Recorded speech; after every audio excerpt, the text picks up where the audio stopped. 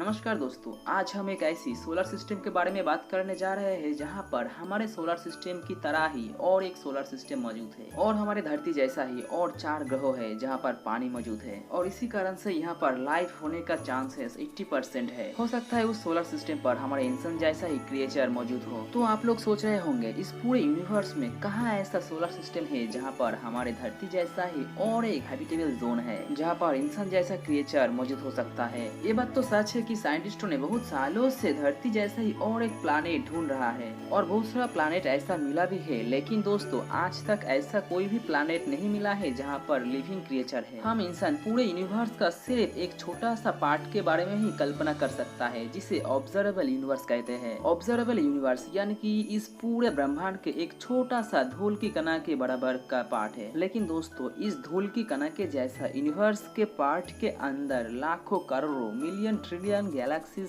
Stars and exoplanet मौजूद है जो हम कल्पना भी नहीं कर सकते हैं। हम सभी जानते हैं कि हमारे सोलर सिस्टम मिल्की वे गैलेक्सी के अंदर मौजूद है, लेकिन दोस्तों हमारे मिल्की वे के अंदर सिर्फ हमारे सोलर सिस्टम ही एग्जिस्ट नहीं करता है बल्कि और भी 4000 ट्रिलियन सोलर सिस्टम यहाँ पर एग्जिस्ट करता है, यहाँ पर मौजूद है। और हमारे सबसे करीबी गैलेक्सी एंड्रोमेडा गैलेक्सी तो हमारे मिल्की वे गैलेक्सी से 6 टाइम बड़ा है। तो सोचकर देखिए वहाँ पर कितना सारा सोलर सिस्टम मौजूद होगा और इतना सारा सोलर सिस्टम के अंदर सिर्फ हमारे धरती पर ही लाइफ एग्जिस्ट करता है, ऐसा तो हो नहीं सकता ना। ये अलग बात है कि हम इंसान, हम साइंटिस्ट किसी भी एलियन को अब तक ढूंढ नहीं पाए, ऐसा कोई प्लैनेट अब तक ढूंढ नहीं पाए जहाँ पर एलियन बसता है। लिविंग क्रिएचर होने का बहुत ही ज्यादा चांसेस है हमारे नियरेस्ट सोलर सिस्टम पर, हमारे सौरमंडल के सबसे करीबी सोलर सिस्टम प्रोक्सिमा सेंटाउरी, जहाँ पर हमारे सूरज की तरह ही एक सूरज है और उसके चारों ओर बहुत सारा प्लैनेट्स घूम रहा है। प्रोक्सिमा सेंटाउरी हमारे सोलर सिस्टम से लगभग 4.24 लाइट ईयर्स के दूरी पर मौजूद है। प्रोक्सिमा सेंटाउरी दिखने में छोटा सा अबाउट 0.21 टाइम्स ऑफ द सन और ये दिखने में साइलेंट कूल रेड है और प्रोक्सिमा सेंटाउरी हमारे सूरज के तुलना में बहुत ही कम एनर्जी प्रोड्यूस करता है, अबाउट 1/8 पार्ट ऑफ द सन। और इससे ही पता चलता है कि ये हमारे सूरज से भी ज्यादा टाइम पुराना है, लॉन्ग टाइम स्पेंड कर चुका है, estimated to be around 4 trillion year. उस प्लैनेट के सेंटर पर एक सूरज है और ऑर्बिट पर 2 प्लैनेट ऑर्बिट कर रहा है। सेंटर पर प्रोक्सिमा सेंटाउरी और ऑर्बिट पर 2 planet Proxima Centauri A and Proxima Centauri B, इसे Alpha B and Alpha A भी कहा जाता है। और भी 2 प्लैनेट का खोज मिला है, Alpha Centauri C and Alpha Centauri D. सबसे चौंका देने वाला बात है अल्फा सेंटाउरी बी